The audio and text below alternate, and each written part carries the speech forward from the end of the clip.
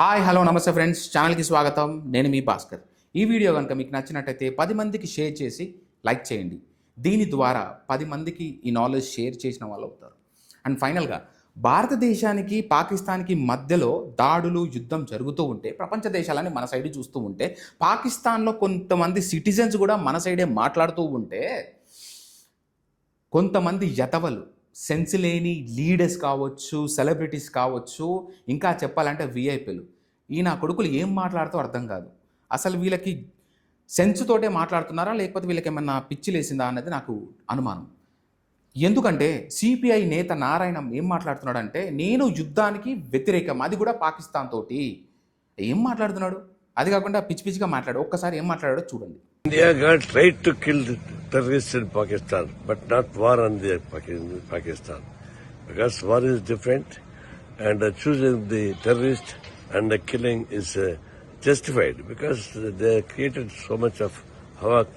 The terrorism should not be supported. Even in Pakistan also, they are creating more trouble to internal politics also.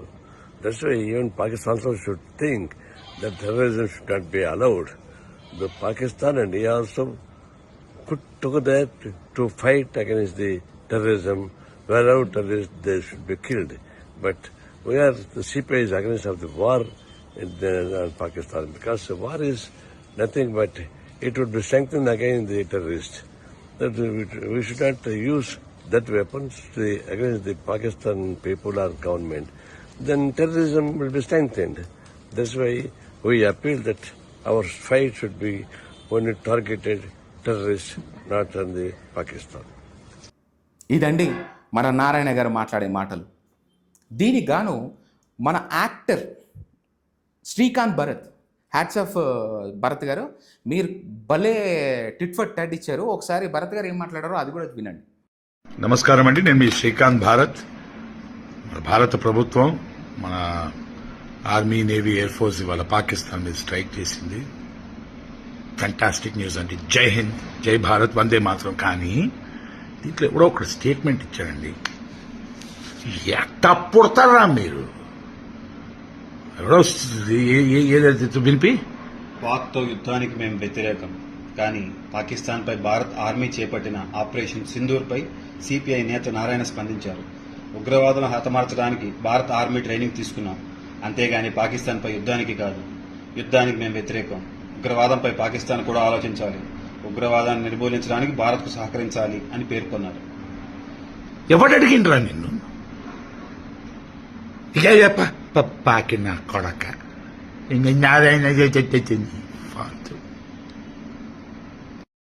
విన్నారు కదా? సిగ్గుండాలి కొంచెం అన్న CPI నేత నారాయణకి.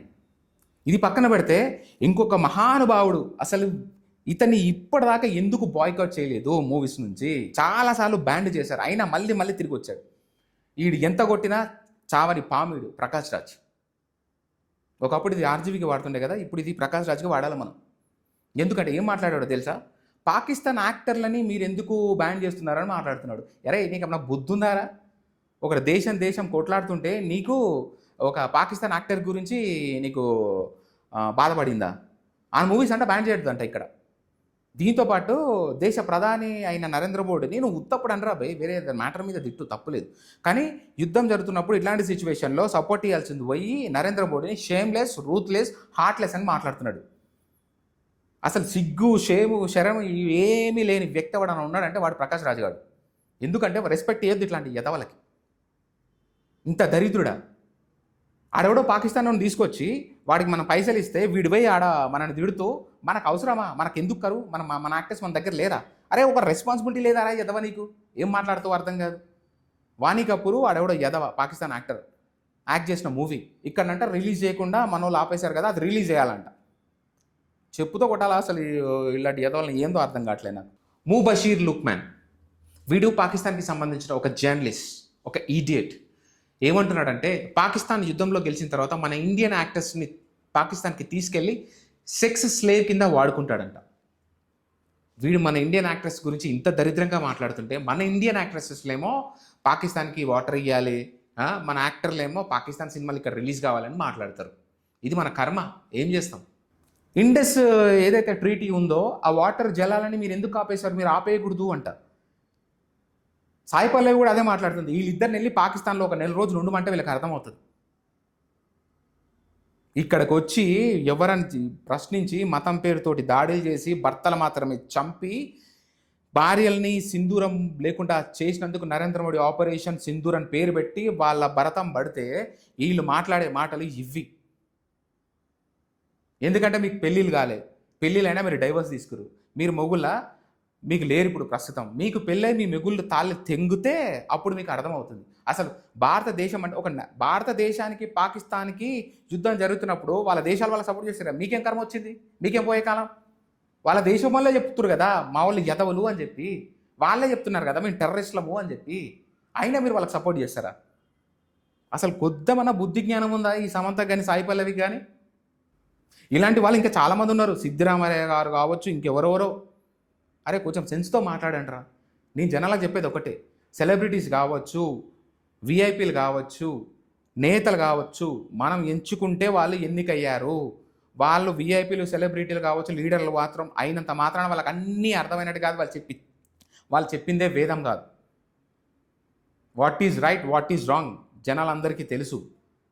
అలాంటి ఎదవలు ముంగడికి వచ్చినప్పుడు వాళ్ళని ప్రశ్నించి ఆపే బాధ్యత మీడియాది. Media silent.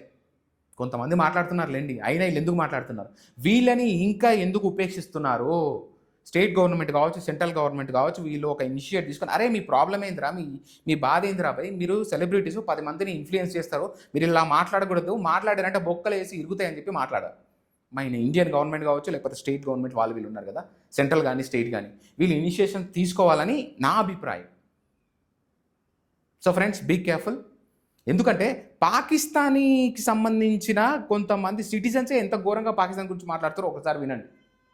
कल रात इंडिया ने पाकिस्तान के ऊपर 24 मिसाइल हमले किए और हैरानगी की बात यह है कि तकरीबन सारे मिसाइल अपने टारगेट के ऊपर जाके लगे। इंडिया ने जो टारगेट सेट किया हुआ था, इंडिया ने वो टारगेट अचीव किया।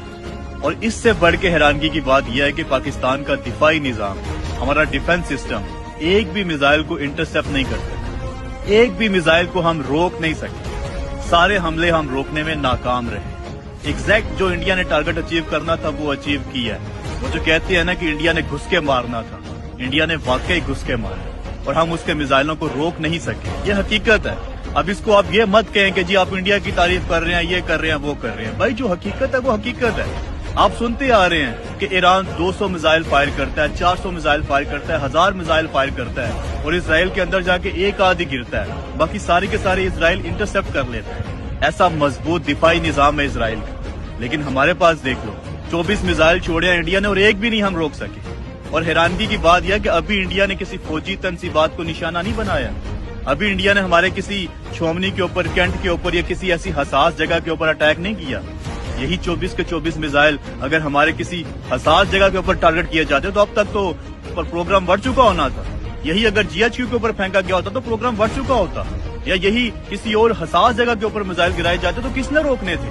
हम तो रोक ही नहीं सके भाई, एक भी मिसाइल नहीं हम रोक सके। दूसरी अफवाहें ये फैलाई जा रही थी, सारी रात को पाकिस्तानी मीडिया लगा हुआ था, सोशल मीडिया के ऊपर तमाम झूठ पॉलिसियां लगे हुए थे, वो पाकिस्तान ने इंडिया के जहाज गिरा दी हैं। वो सारी पिक्चर्स मैंने देखी, कोई 8 महीने पुरानी है, कोई 3 साल पुरानी है। हमने इंडिया का वो जनरल हेडक्वार्टर गिरा दिया, पता नहीं क्या गिरा दिया।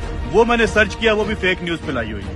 कोई ऐसी ఇది విన్నాక కూడా వీళ్ళకి బుద్ధి రాకపోతే వీళ్ళని ఎవ్వడు బాగుపరచలేరు. ఈ ఎదవలు ఇంతే. ఇంకొకసారి కనుక వీళ్ళు మాట్లాడాలంటే జనం స్టేట్ గవర్నమెంటో సెంట్రల్ గవర్నమెంటో కాదు, కమెంట్స్ రూపంలో, ట్వీట్ రూపంలో మనం వీళ్ళకి సమాధానం ఇవ్వాలి. అవసరమైతే వీళ్ళని అన్ఫాలో కావాలి. వీళ్ళకి ఏది రైటో ఏది రాంగో ఫస్ట్ ఎక్స్ప్లెయిన్ చేయాలి. అప్పటికీ అర్థం కాకపోతే ఇక వాళ్ళ కర్మ. సో థ్యాంక్ యూ ఫ్రెండ్స్, ఈ వీడియో మీకు నచ్చిందని నేను నమ్ముతున్నాను. సో ప్లీజ్ ఈ వీడియో కనుక మీకు నచ్చినట్లయితే 10 మందికి షేర్ చేసి లైక్ చేయండి. దాని ద్వారా 10 మందికి ఈ నాలెడ్జ్ అనేది వెళ్తుంది. Thank you so much friends.